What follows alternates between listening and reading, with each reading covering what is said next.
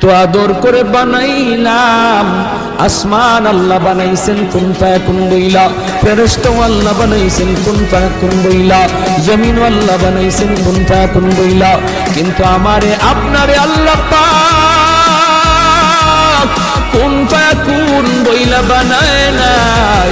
আমাকে আপনাকে যখন আল্লাহ বানাইছে, খালাকতু বিয়াদাইয়া, আল্লাহ বলে আমি আমার নিজের হাত দিয়া বান্দা বান্দিরে বানাইছি।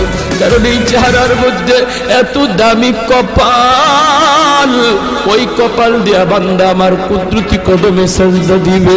এই কপালটার এত দাম, এই কপাল কুন ফায়াকুন বললে হয় না, এই কপাল ফেরেশতাদের হাতে বানাইলেও হয় না, আমি আল্লাহ নিজের হাতে বানাইছি। আল্লাহ পাক কই আমি আল্লাহ দেখি জমিনে কেমন অন্যায় হয়, অত্যাচার কেমন জুলুম হয়।